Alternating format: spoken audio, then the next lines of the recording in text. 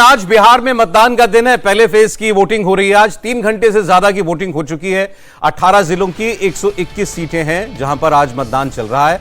15% तक वोटिंग हो चुकी है और जैसे जैसे दिन चढ़ रहा है हमें दिख रहा है कि वोटिंग प्रतिशत जो है वो बढ़ रहा है। पोलिंग बूथ्स पर लंबी लंबी कतारें देखने को मिल रही हैं और सबसे ज्यादा सहरसा जिले में फिलहाल टर्नआउट की खबर है, जहां पर अभी तक 16% वोटिंग हो चुकी है।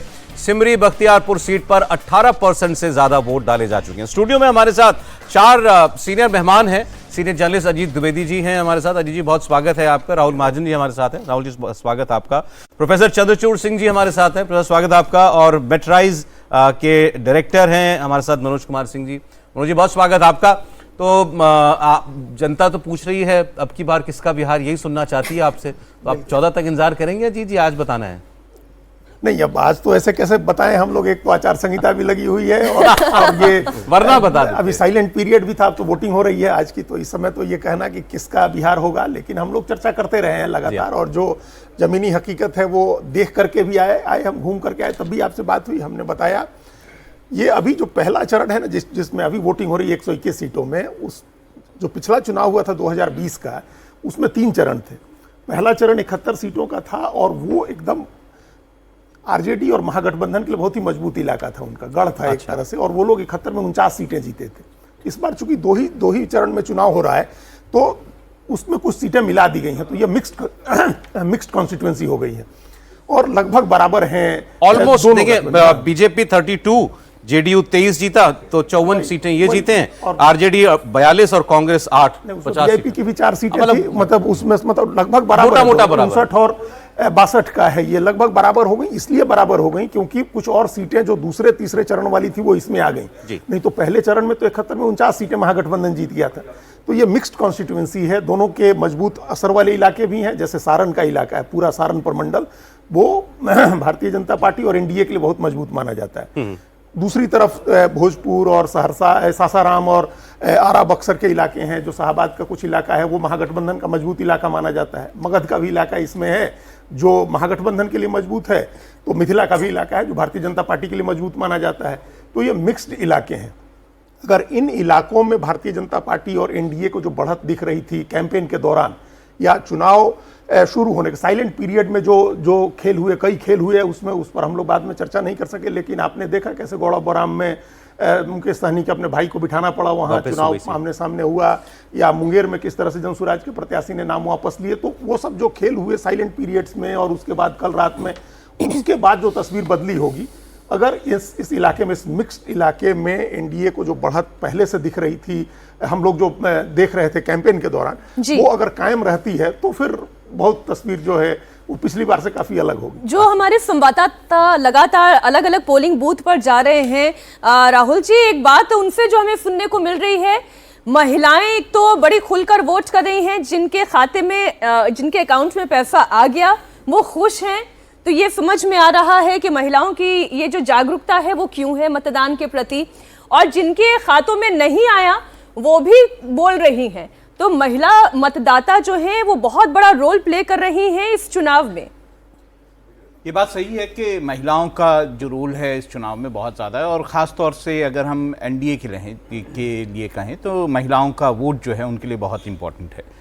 जेडीयू जो है उसको ये माना जा रहा है कि महिलाएं बढ़ चढ़ के वोट करेंगी, जिस तरह से उन्होंने 10,000 रुपये जो है महिलाओं को दिए, लेकिन जिन महिलाओं के खाते में अभी नहीं गए हैं वो संशय ज़रूर दिखाई देगा। 3-4 बातें महत्वपूर्ण हैं इन चुनावों में।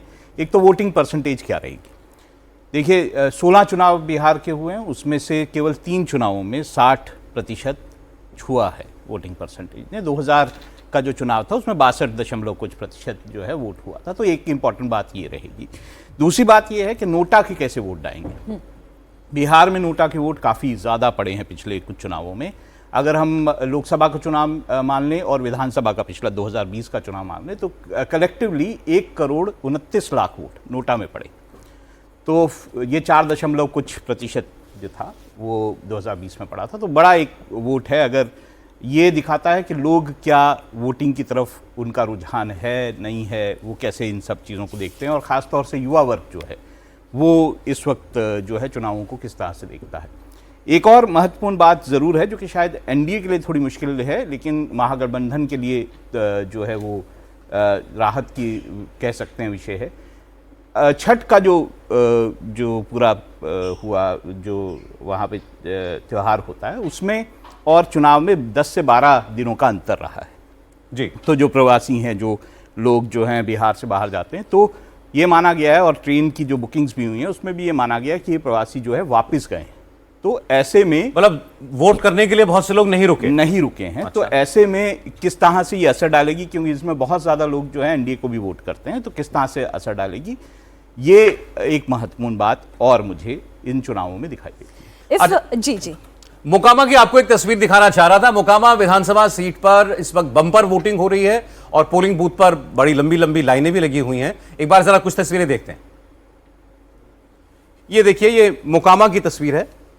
जबरदस्त उत्साह है। आप किसी भी मतदान केंद्र पर चले जाइए, लंबी कतारें देखने को मिल रही है। और ये मोकामा शहर हो या ग्रामीण इलाके हो, हर जगह लोग अपनी बारी का इंतजार कर रहे हैं। मतदान शुरू होने से पहले ही लोग कतारों में लग गए थे।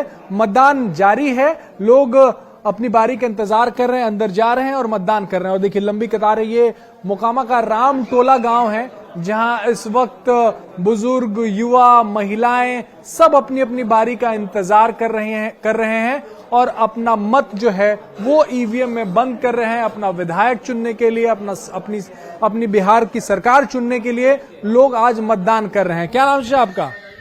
क्या नाम? नगीना महतो।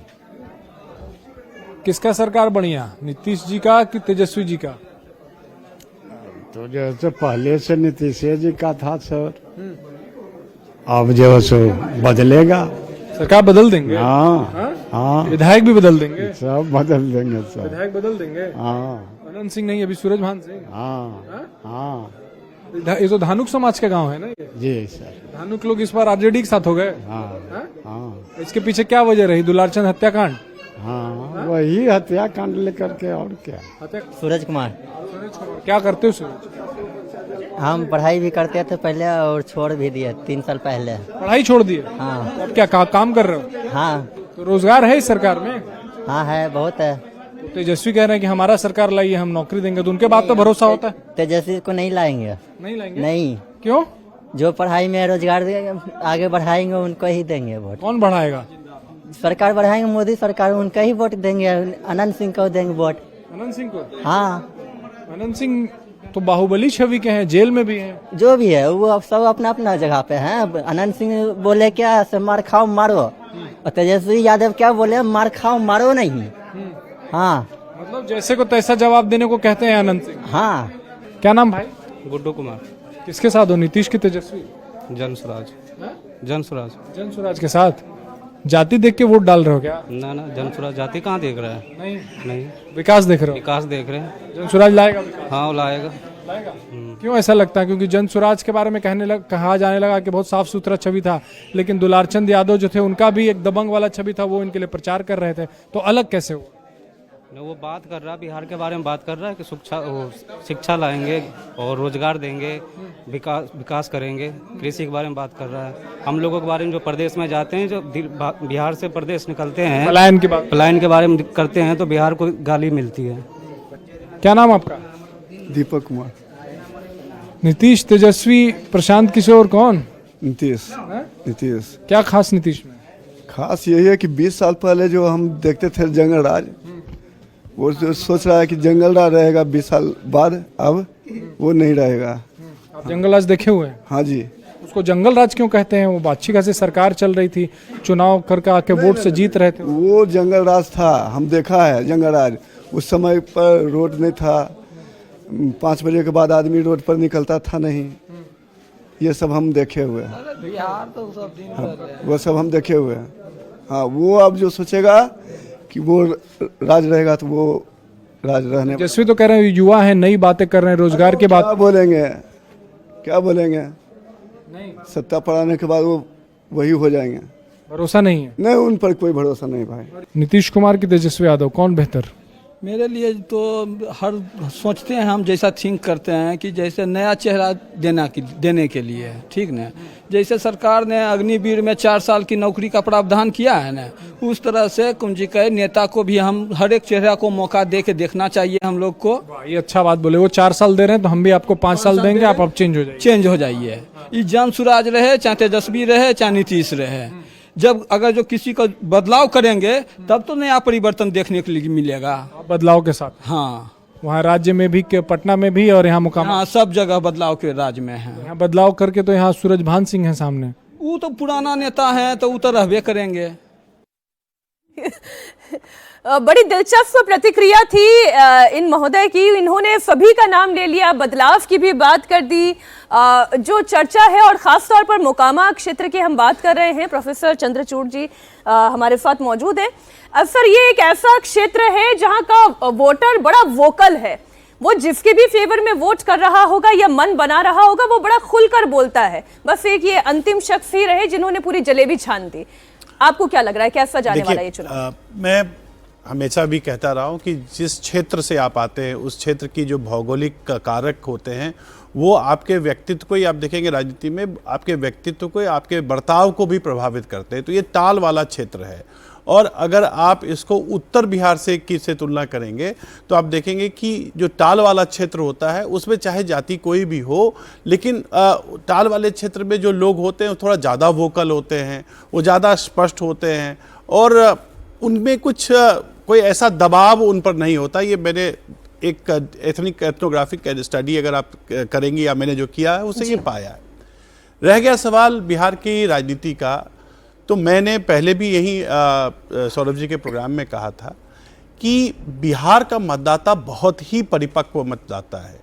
ना तो उसको समझ सब आता है, सुनता भी वो सबकी है, लेकिन मन वो अपना बनाता है, और जब वो मन बना लेता है तो फिर दुनिया की कोई ताकत या दुनिया का कोई प्रभाव उसको प्रभावित नहीं कर सकती है। जहाँ तक इस चुनाव का सवाल है, मेरा ये अपनी सोच है, और जो नीचे से खबरें आ रही हैं, लगभग 55-60% का मतदान इस बार भी होने की संभावना है। जहाँ तक ये कहना है कि छठ के बाद लोग चले आए हैं, ये हो सकता है वो जो थोड़ा सा अपर मिडिल क्लास या अपर लोअर मिडिल क्लास, वो हो सकता है वापस आ गया हो। लेकिन जो मैंने ये भी पाया है कि जिन महिलाओं के खातों में वो 10,000 रुपया ट्रांसफ़र हुआ है, वो महिलाएं वहाँ रुकी हैं। और मैं इसलिए कह रहा हूँ क्योंकि आप देखेंगे जो दिल्ली में परिवारों में जो लोग काम करते हैं, घरों में जो हमारे यहाँ जो महिलाएं आकर काम करती हैं, वो सब छुट्टी में अभी वहाँ गई हुई हैं। और उनसे मैंने जो बात की, उनसे कई लोगों का ये कहना था कि हम वोट देकर ही वापस आएंगे, क्योंकि उनके मन में एक आशंका ये भी है कि अगर हमने वोट नहीं दिया तो शायद आगे आने वाली किस्त नहीं आए।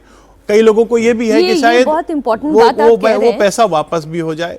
तो कहने का मतलब ये है कि ये जो मुद्दे हैं, या ये जो भी कोशिश की गई है लोगों को मोबिलाइज करने की, उस मोबिलाइजेशन का परिणाम तो आपको जाहिर तौर पर 14 तारीख को ही आएगा। सौरभ, मैं बस उसमें एक छोटी सी बात आपके साथ भी साझा करना चाहती हूँ, दर्शकों के साथ भी, कि कई जो वहाँ के लोग हैं जो हमसे सीधा डायरेक्ट चर्चा करते हैं, वो ये कहते हैं कि आप दिल्ली में बैठकर ये समझ नहीं पाइएगा कि यहाँ पर लोगों की फीलिंग क्या है।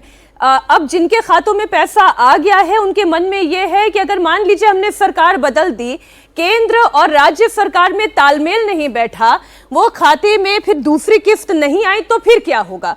अगर उनके मन में बदलाव की अगर थोड़ी सी धारणा थी भी, तो यहां से वो बदल जाती है। बिल्कुल ठीक है। और जिनके खाते में पैसा आ गया वो तो उनके लिए बहुत बड़ी बात है। जिनके खाते में नहीं आया, उनको भी उम्मीद है कि अगली बार हमारा नंबर लग जाएगा, हमको भी मिलेगा। ये सब प्ले करता है। मुझसे तो मेरे घर में एक बिहार की महिला काम करती है, उन्होंने कहा कि भैया ऑनलाइन वोट कर सकते हैं क्या? तुम चली जाती, पहले बताती वोट डालने जाना है, लेकिन उत्सुकता थी जाने की कि वोट हमको डालना है।